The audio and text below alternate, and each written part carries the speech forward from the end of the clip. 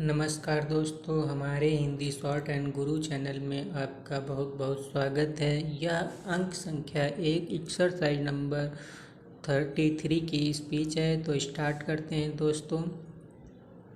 उपसभा अध्यक्ष जी, सभी के लिए एक आंदोलन चलना ही चाहिए कि जो झोपड़पट्टी में रहने वाले लोग हैं, जो झुग्गी झोपड़ियों में रहने वाले लोग हैं, उनको जब तक हम बसा नहीं लेते हैं तब तक संपत्ति जुटाने वाले और नई नई ज़मीन हड़पने वालों का जो संप्रदाय इस देश में पैदा हो गया है, उन सारी ज़मीनों को ऐसा कानून बनाना चाहिए कि लेकर के गरीबों के लिए मकान बनवाए जाएं।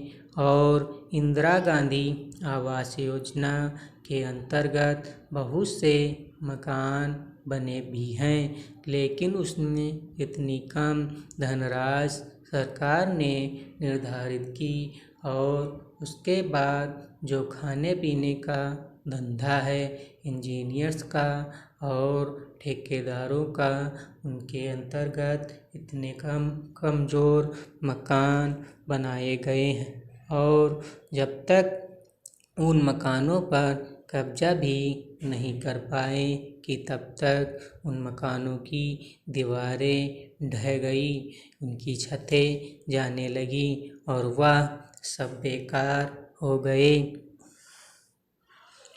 तो जो योजनाएं हम कार्यान्वित करें उनके लिए गारंटी होनी चाहिए, वचनबद्धता होनी चाहिए, उनसे एक तरह का बॉन्ड भरवाना चाहिए कि वह ढंग से कार्यान्वित होगा।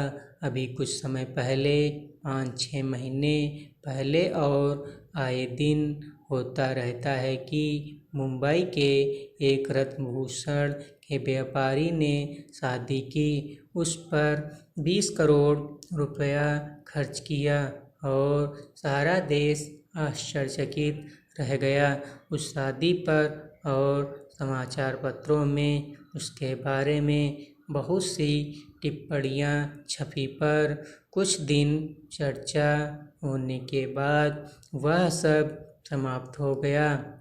सरकार की ओर से सादगी और बचत को बढ़ावा देने का उद्देश्य भाषण, पुस्तिकाएँ और योजनाएँ समय समय पर बराबर उद्घाटित होती रहती हैं, लेकिन वैभव विलासिता में जो डूबे हुए लोग हैं वे सरकार की नीतियों को चलने नहीं देते हैं और जो कुछ सरकार करना चाहती है उसे एक कान से सुनते हैं और दूसरे कान से निकाल देते हैं और अपनी संपत्ति को बढ़ाने में लगे रहते हैं।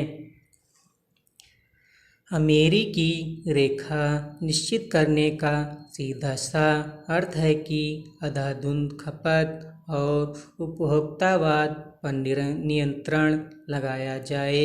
इसके लिए कोई कानून सरकार को लाना चाहिए और उस कानून पर बड़ी कड़ाई के साथ अमल करना चाहिए। शादी ब्याह के खर्च आदि के बारे में एक विशेषज्ञों की समिति बुलाकर कोई सर्वमान्य मानक, आदर्श और स्टैंडर्ड कानून का निर्धारण करना चाहिए।